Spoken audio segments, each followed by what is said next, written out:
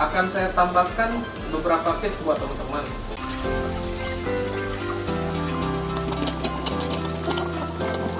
Bantu support channel ini lewat like, komen, dan subscribe ya, serta aktifin loncengnya agar mendapatkan updatean terbaru.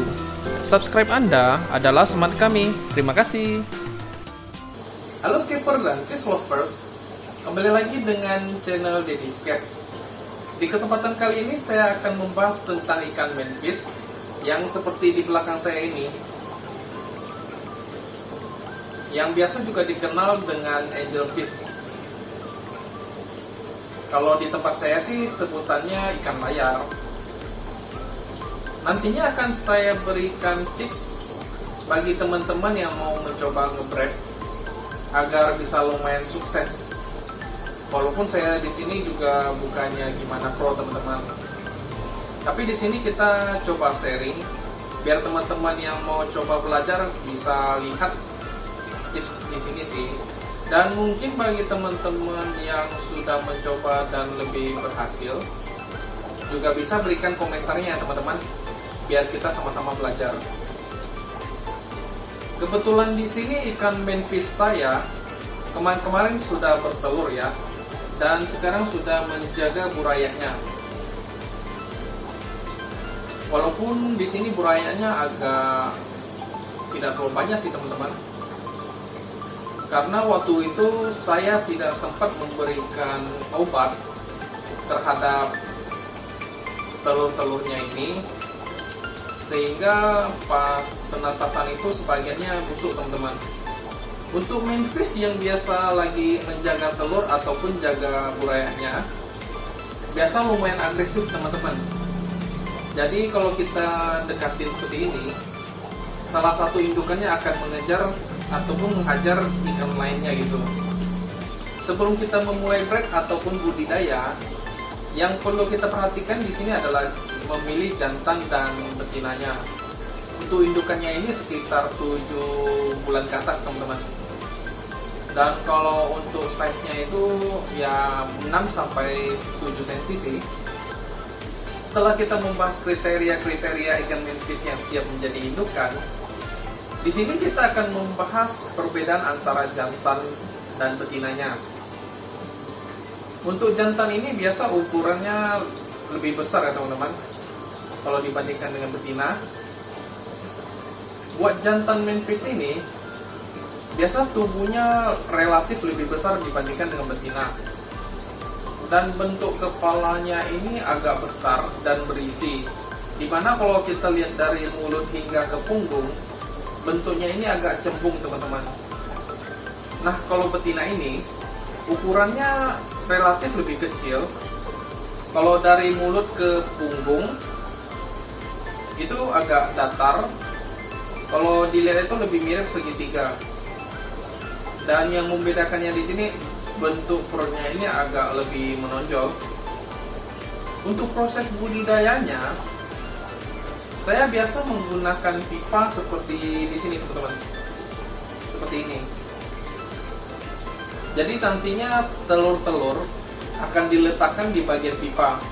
Biasanya untuk tanda-tanda indukan yang siap itu, antara jantan dan betina dia akan membersihkan pipanya dulu sebelum ditempel telur teman-teman. Setelah proses penempelan telur yang dilakukan betina ke pipa, biasanya jantan akan melanjutkan pembuahan pada telurnya. Ketika proses pembuahan selesai, biasanya akan saya taruh sedikit obat, dimana obat ini yang saya pakai itu methylene blue teman-teman. Dan terkadang saya juga menggunakan agriflavin. Tetapi teman-teman dapat memilih salah satunya ya.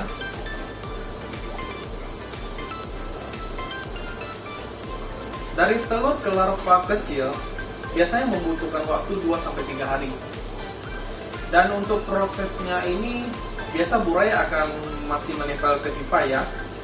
Dan tugasnya indukan akan menjaga daerah sekitar dan memastikan burayanya ini tidak terpisah teman-teman. Jadi ketika ada burayanya yang terpisah, biasanya indukan manfish ini akan seperti memakan burayanya sendiri. Nah, di sana sebenarnya Memphis ini akan berusaha mengumpulkan burayanya yang terpisah dan kemudian akan disatukan pada posisi tempat di mana buraya-buraya berkumpul. Dan itu wajar teman-teman. Makanya kalau untuk teman-teman yang baru belajar budidaya ini, sebaiknya indukannya ini harus benar-benar diberi makan secukupnya teman-teman, agar mengurangi resiko ketika Memphis atau indukannya ini lapar akan melahap anaknya sendiri. Ketika burayanya baru berumur 1 minggu, indukannya akan tetap menjaga burayanya, di mana dia akan berusaha untuk menggabungkan anakannya yang terpisah teman-teman. Di artikel yang saya baca, biasanya buraya ketika telah berumur 1 minggu lebih dan sudah bisa berenang ke sana kemari teman-teman, biasanya indukannya ini akan dipisah keluar. Tapi di sini saya tidak melakukan pemisahan ya, karena saya lagi coba apakah indukan ini benar-benar akan memakan anaknya atau tidak. Dan saya lihat aman-aman saja teman-teman. Mungkin ketika ada indukan yang tidak mau menjaga anaknya, bisa jadi dia akan memakan buraya-burayanya, ataupun kondisi ikan itu stres dan kekurangan makan. Itu yang bisa menyebabkan indukan akan memakan buraya sendiri. Jadi kalau saya lihat, bagusan memang indukannya dipisah, biar buraya-buraya ini lebih fokus makannya. Karena kenapa? Kalau ada indukan, biasanya pembagian makanannya kurang stabil teman-teman.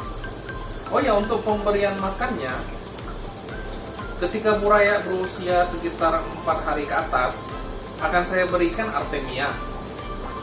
Dan buat teman-teman yang mau menggunakan kutu air, juga tidak masalah. Asalkan jangan menggunakan Damnia Magna teman-teman, karena ukurannya kegedean.